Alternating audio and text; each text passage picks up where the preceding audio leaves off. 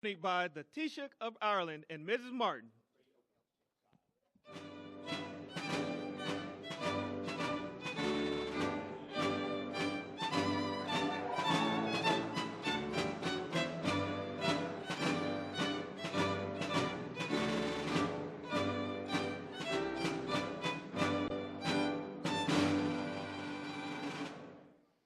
Well, thank you very much. It's a great honor.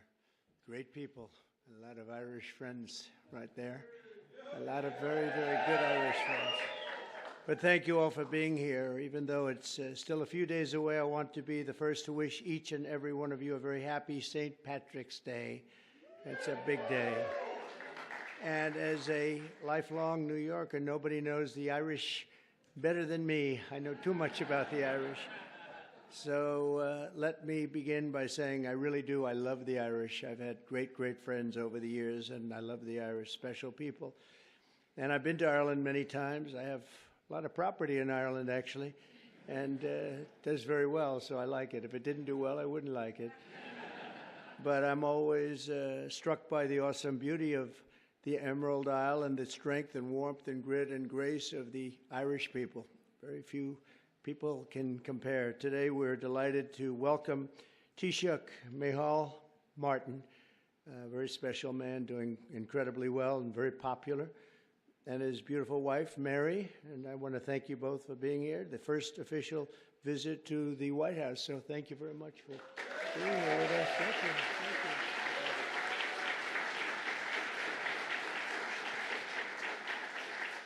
I also want to extend a special welcome to Ireland's ambassador to the United States, Geraldine Boom. And you, where are you, Geraldine? Here you are, Geraldine Byrne Nation.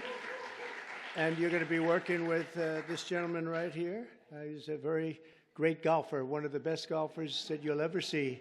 He'll be playing golf all day long. He'll take clients out to play golf, but he's won many, many club championships. And Ed Walsh, congratulations. Great, great. Going to be great. We're grateful also to be joined by the members and many members of our cabinet, proud Irish Americans, Sean Duffy and Robert F. Kennedy Jr. Where's Robert F. and Sean? Hi, Bobby. I knew that, let's see, Duffy we knew and Kennedy we knew. Some of you I wasn't sure. Pam Bondi, I don't know. Are you Irish? Are you Irish? I don't know, with that name, I can't figure that out. She's doing a hell of a job, I'll tell you. That Attorney General Pam Bondi, Secretary of Energy. Secretary of Energy, Chris Wright. Now, you're doing a good job. You see the oil is going down. It's going down. $65 a barrel today. You're doing better than I even thought, because everything else is going to be coming down with it. All those expensive goods that you had to suffer with for 4 years are all coming down. Energy leads the way. Thank you. Good job you're doing with our friend, right?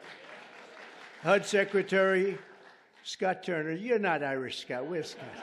Give me a break, Scott. You know, I want to be politically correct and not mention it, but I'm going to say, how much Irish do you have in you, Sean? I don't know. He said zero. That's right. Secretary of Veterans Affairs, Doug Collins. Doug, thank you, Doug. You're Irish. EPA Administrator Lee Zeldin. He's one of the most important guys. He's going to get those approvals. A nuclear power plant will take less than 2 weeks to get approved, right, Lee? Huh? They used to take 15 years. We're going to do it in a couple of weeks. U.S. Trade Representatives, Jameson Greer. Where are you, Jameson? Jameson Greer. Thank you, Jameson. And I also, there's a very special man here that I've been watching a long time. One of the greatest dancers ever in the world. Michael Flatley is around here someplace. There's nobody like this guy. Great, Michael. I've watched him, Radio City. I've watched you a lot, Michael. His feet, the way they moved. I don't know how the hell you do it. Can you still dance like that, or is Father Time caught up? You know, Father Time has never lost. You know that, right? But you're doing great. You look fantastic. Also with us are Representatives John McGuire. John, hi, John. Good. Bill Heisinger. Bill, thank you. Ronnie Jackson, Doc Ronnie as I call him, even though he's a congressman. Special guy. John Joyce. John. Thank you, John. David Joyce. David. Thank you. And Guy Resenshathaler. You know that Resenshathaler. That's actually the way you pronounce it, you know. Nobody else gets it right. I got it right, but it's a hell of a name. And despite that, he's very successful at what he does, which is politics. And he's a great guy. Thank you, Guy. We have come together to this beautiful White House this evening for the annual Shamrock Ceremony, a living symbol of the long and unique friendship between Americans and the Irish. And we're always going to have that friendship, just like we have a great friendship. We'll always have that very special friendship. This wonderful tradition dates back to 1952 when the first Irish ambassador to the United States sent President Truman a box of shamrocks as a gesture of goodwill. You hear that, Walsh? The first. You're not the first. You're, I don't know what you are. What number are you? Do you have any idea? It's been a long time, right? Let's see. I could figure it out pretty easily. The bond between our nations as the old America itself, and it is as old as our country. So many Irish volunteers risked their lives in the American Revolution, and George Washington described Ireland as, quote, the friend of my country in my country's most friendless day, meaning Ireland stuck with us when we were not doing so well, when it was looking pretty bad. Irish heritage gave us the boldness of Andrew Jackson. I didn't know Andrew Jackson was Irish. The brilliance of F. Scott Fitzgerald, Henry Ford, and Walt Disney, and the leadership of the late, great President Ronald Reagan.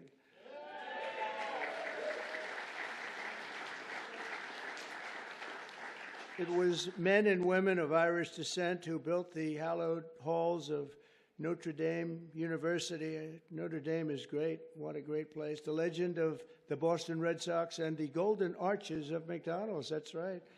Today, 1 in every 10 Americans trace their roots back to the old country. We're discussing we have 5 million people living in Ireland, but we have 35 million people living here, right, of Irish descent. That's a pretty interesting statistic. I was looking at all these great dancers over here. You are very beautiful. Are you all great dancers? Is that right? Look at that. Young, great dancers. Wow. That's great. Did you perform for the group before? Because I heard somebody was doing really fantastic. They said these people are fantastic. I didn't get to see you. Do you want to do it again? Okay, well, we might have them do it again. I heard you did a fantastic job. Thank you. As we celebrate Irish American Heritage Month, we're grateful to be joined by hundreds of these proud patriots right here today. And I know them from personal experience that many of the people that we have here, they're just fierce. They have fierce Irish flame. We call it, you never give up. You never, ever give up. Oh, I even see Don. Hello, Don. You are definitely Irish, Don McGann. You are definitely an Irishman. There's no question about that.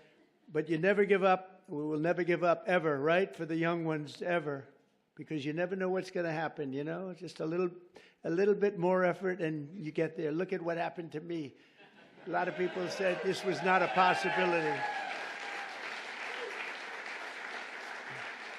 They said that was going to be a tough race, and we won in a landslide, and let's keep it that way, right? And we're having a great time bringing our country back and bringing it back at a level that people had no idea was going to take place this rapidly, this quickly. And a lot of our great people that are secretaries and the people working in the administration are here, and they're doing a fantastic job, so I want to thank all of you. 5 blocks east of where we are today, that spirit once helped save the very heart of the city's Irish American community. You all know about it. During the War of 1812, British forces rampaged through the streets of Washington, burning every building in their path. Every single building was being burned down. Almost every one fled, but not Father William Matthews of St. Patrick's Church, which was built to serve the Irish workers who came to build the Capitol and the White House. They were building the White House, and they formed a great bond. And they were doing the pretty important buildings, the White House and the Capitol. I would say that's about as good as it gets. As the fire spread, the priest and the group of his parishioners said that we're just going to have to barricade ourselves in. We're going to have to do something because it's really bad. It's really dangerous in here. And inside the church, they climbed to the roof armed with only buckets of water. That's the only thing they had. And the other thing they had was faith in God. They had a big faith in God. They said, God will never do this to us. Risking their lives, they defended the church, and more than 2 centuries later, St. Patrick still stands as a beautiful testament to their incredible resolve and bravery, and the patron saint of the Emerald Isle, and that's what it is, St. Patrick. So we have St. Patrick's Day, and we remember their courage, and we honor the bravery of countless Irish Americans who have kept our country safe, strong, prosperous, and free. And I made a little talk with my friend right behind me before at the Capitol, and they gave me one statistic that they don't have here. I thought it was an amazing statistic. 50% of the people that won the Congressional Medal of Honor were Irish. Can you imagine? And I want to check on that, because that sounds to me, it's just that. I want to, Pam, would you please have that investigated? Because how is that possible? Seriously, how is that possible? I was very surprised to see that, Mary. Would you agree that that's possible? With the Irish, anything? With the Irish? Now, think of it. The Congressional Medal of Honor is the highest award you can get in this country. And 50%, well, they also have the Presidential Medal of Freedom. But I will say the Presidential Medal of Freedom, it's much easier to, I mean, you get it for achievement in something, but you don't have to take many, many bullets, although there has been one bullet that was, there's been one bullet that was not too good. I'm the only one, the presidential, that got that.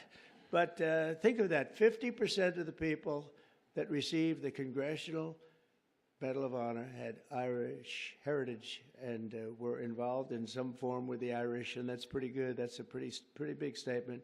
In closing, I want to remember one more Irish-American patriot our nation lost this week. In 1979, Anthony R. Dolan, some of you know that name, a lot of the people that work in the White House know it very well, became the youngest ever Pulitzer Prize winner for his reporting on government corruption in Stamford, Connecticut.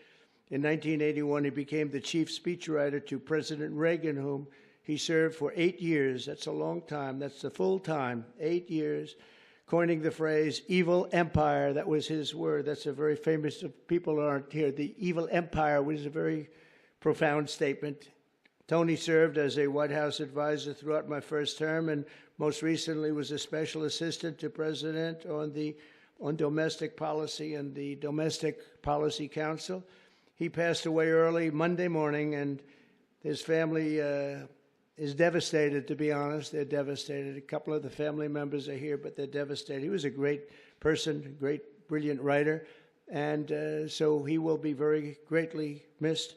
And Tony is looking down on us right now, and he was so proud of what he did and his heritage. He was so proud of his heritage. So I want to thank him and his family for the incredible job they did. Once again, let me wish everyone a very happy St. Patrick's Day. And with that, I would like to ask Taoiseach Martin to say a few words. He's a very, very special man in Ireland. As you probably know, he's a very popular guy, which is not easy in Ireland. And it's an honor to have both Mary and Michael here with us, because we really, we've gotten to know each other very well, and they're great people. Thank you very much, everybody.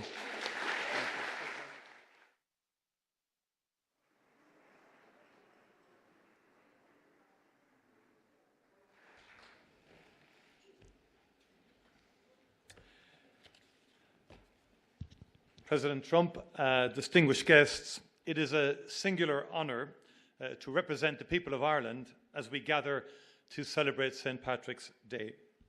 The time-honoured tradition of the Shamrock Bowl ceremony is an important moment to reflect upon the relationship between our two countries. Mr. President, as you said on an earlier St. Patrick's Day, and I quote, "Through trial and triumph, ups and downs, thick and thin, the extraordinary Irish people have stood by America's side, and America will always stand by theirs." Our peoples have stood side by side for a long time. And next year, the United States marks the 250th anniversary of the Declaration of Independence. Of the 56 signatories of that historic document, 3 were born on the island of Ireland, and many others were of Irish descent. Since then, Irish America has been at the heart of shaping this great nation. The ideals of liberty, democracy, and equality of opportunity forged in this country did much to inspire Irish independence. Our histories are interconnected because our people are interconnected. Today, as the President has said, more than 30 million people claim Irish ancestry in the United States. Those who came to America seeking refuge from poverty and hunger at home worked hard. They helped build the railroads that connected this country and the skylines that defined it. Others served their communities and their adopted home as firefighters, teachers, nurses, doctors, policemen, and soldiers. Irish people can now be found in almost every industry and community across the United States. Mr. President, Irish Americans have lived the American dream.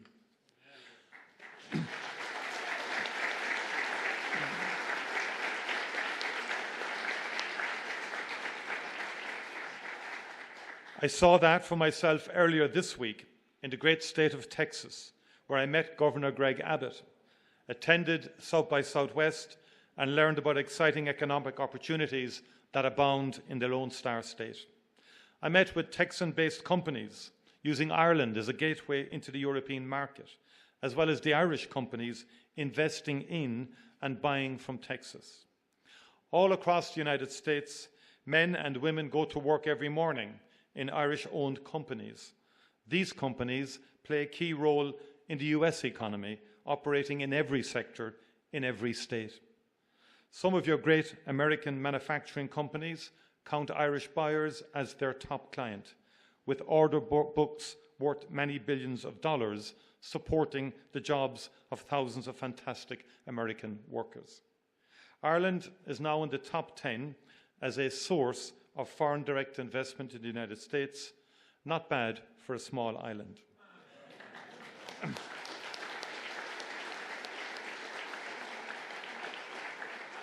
Ireland likes to trade with the United States, and the United States likes to do business with Ireland because we are strong and reliable partners.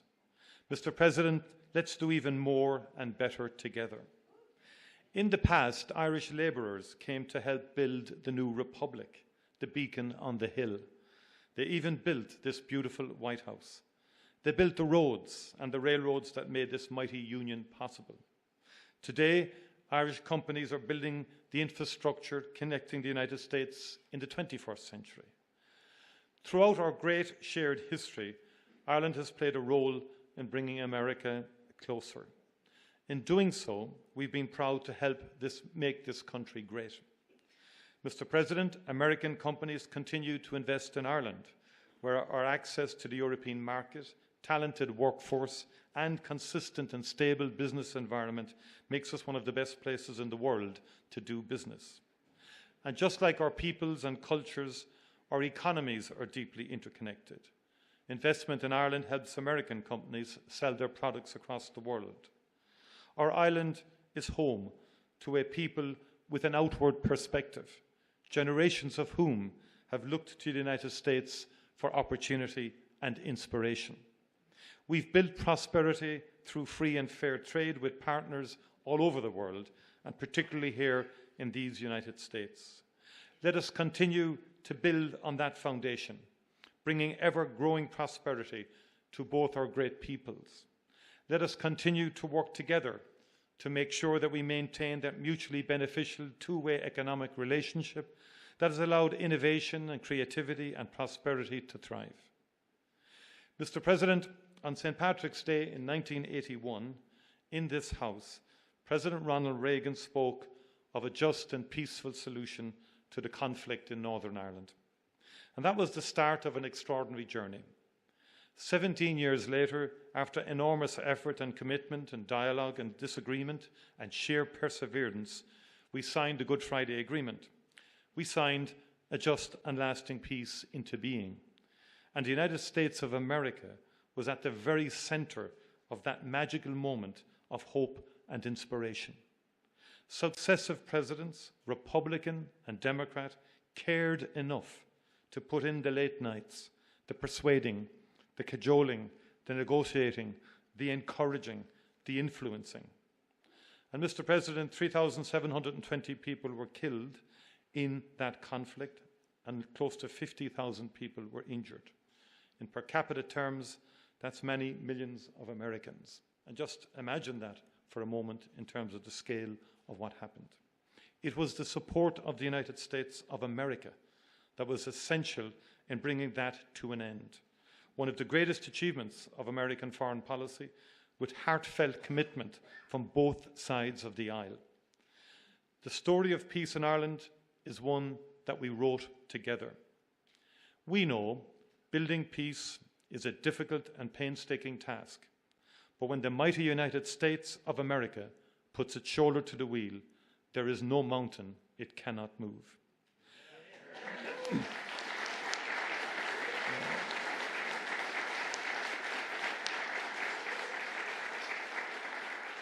Mr. President, I welcome the unrelenting focus and energy you have brought to the search for peace in Ukraine and in the Middle East since your first days in office.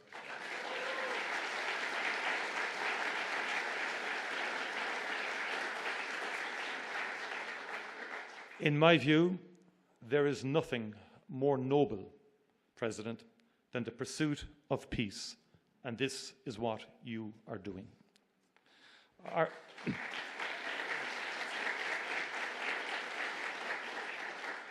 Ireland is ready to work with you and our international partners to end conflict and especially to bring just, lasting and sustainable peace to the people of Ukraine and the people of the Middle East. Conflict and war hurt the most vulnerable. Too many children in particular have died in Gaza, in Israel, in Sudan, and too many children have been abducted in Ukraine. Let us together never cease to strive for peace, prosperity and opportunity for all the world's children.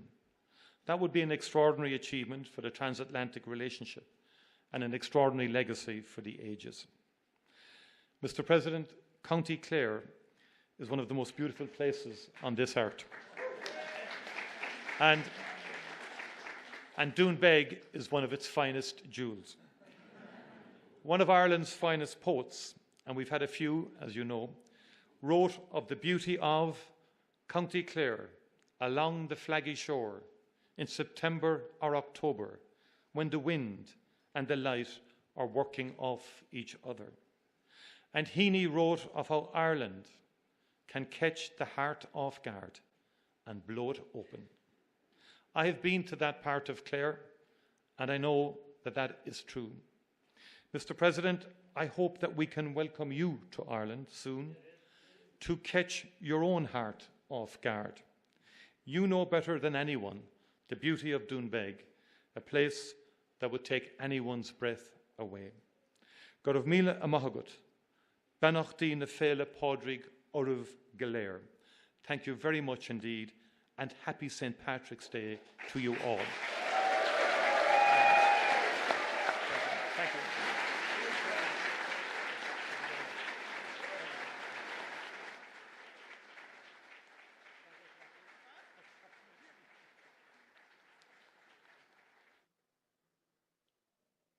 Time-honoured tradition, I'm going to present the bowl of shamrock to President Trump.